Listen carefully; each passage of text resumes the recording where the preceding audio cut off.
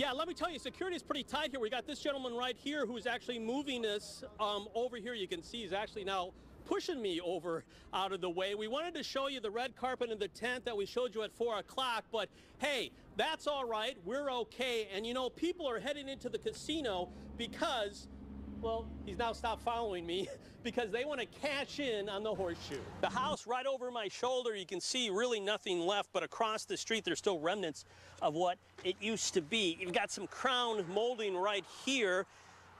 Take a look at this. This used to be a window. And then we do have this right here that shows there were some flames. As you can see, all these threads obviously melted together. Yeah, I'm going to give you a look that no other TV station in town is going to do it except us. Up close and personal to this amazing scene. 3 cars. We've got a red car, a pickup truck, and then over where this gentleman is starting to put the hazard tape up, we also have another vehicle underneath there. 3 vehicles total. The canopy over the gas pumps appears that it just couldn't handle the weight of all the snow that had fallen over the last couple of days. The middle gave way, both ends snapped, and underneath, one guy still pumping gas. Here's what went down from one of the men who pulled the guy out of the wreckage. Take you out where it's really hitting out here. And you can see the wind's coming down. Kind of feels like hail, but not hail yet. But let me show you how windy it is out here.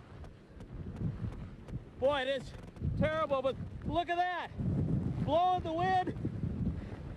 And we're going to be out here. We saw a couple lightning strikes to the east and the west, and also one straight over. Everybody listening pretty well, but there's one knucklehead or two who stop. They're on their cell phone, and the police come up and say, hey, get off your cell phone. Move on, move on. Scott Taylor, 19 Action News. We've got 2 big questions here. Question number 1, do you actually believe these guys? Question number 2, will LeBron's mom, Gloria James, actually believe any of this? When we talk to you about positive things, you're more than happy to talk to us on camera. When there's issues, you run from us. You run from our camera. You at all, yeah. Scott. Well, then answer my question. Scott. Now I really need your help. Go to our website, look for Alexa Brown's picture on the front page. I put together a special petition that asks for a federal investigation into what's really happening here in Clyde, Ohio. So far, more than 500 of you have signed up. We need a lot more. Let me show you how much black sludge was discovered buried just on this spot. A total of 9 feet of black sludge. Oh my.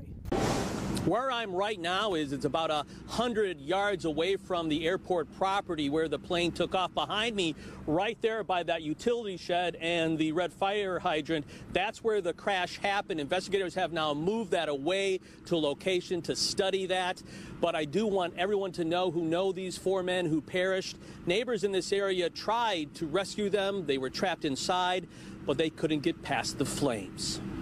The Cessna 172 ended up just a few yards away from where it took off at the Cuyahoga County Airport in Richmond Heights, Ohio. All 4 Case Western University students aboard were killed. So the propeller of the plane was shaking, and then we heard this loud boom, and we thought it was like a car. 20-year-old William Felton from Saginaw, Michigan had just gotten his permanent pilot license after a year of flying with a temporary one. The plane was rented and didn't file a flight plan. It took off Monday around 10:30 at night. Along for the ride, 20-year-old Lucas Maselli of Massillon, Ohio, plus 18-year-old John Hill of St. Simons, Georgia, and Abraham Pishavar of Rockville, Maryland, who is also 18. That's where the Cuyahoga County Airport is. The plane crashed right over here. And Will Felton, according to investigators, was at the controls of the airplane. He left the airport with the 3 other gentlemen inside the plane. He made a left-hand turn when something went terribly wrong to head back to the airport, and that's where he ended up.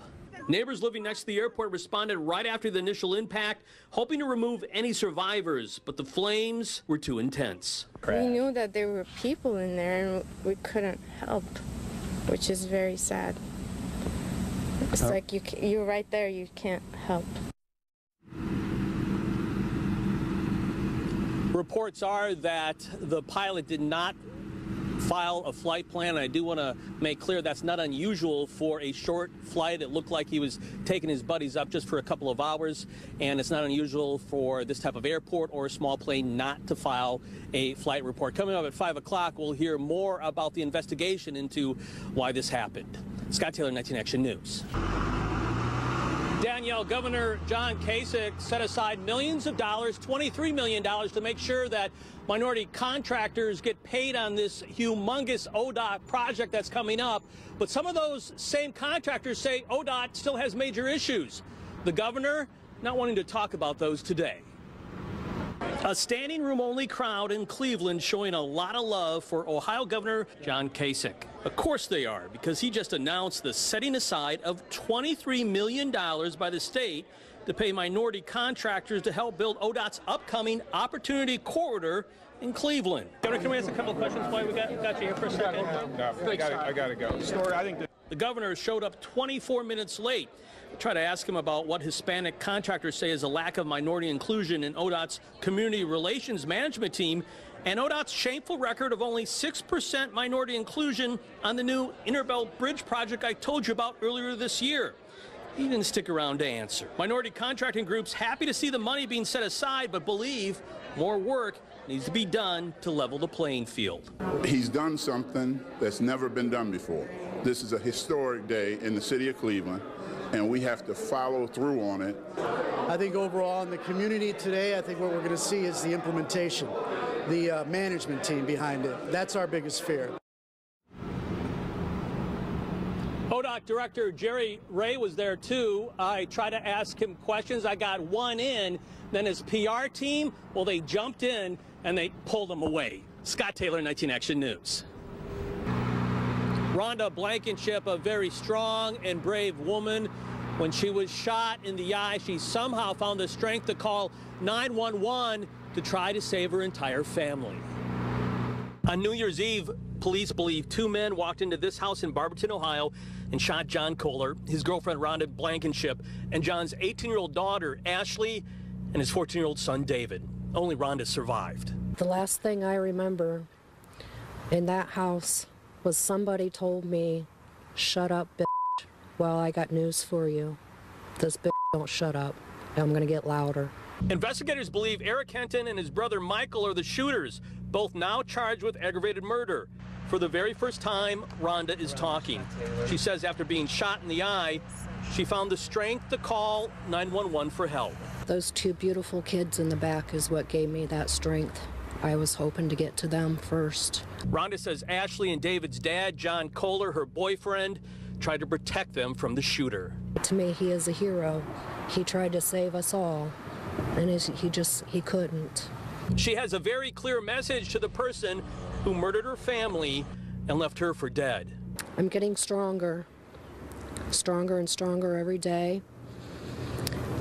Pretty much angrier and angrier every day because I want justice. Support from all over the nation. Well, you can see it on our Facebook page at 19 Action News. And Rhonda wants to make sure everybody out there knows that she appreciates that support and also the support from her immediate family. That means the most to her, including her sisters. Scott Taylor, 19 Action News.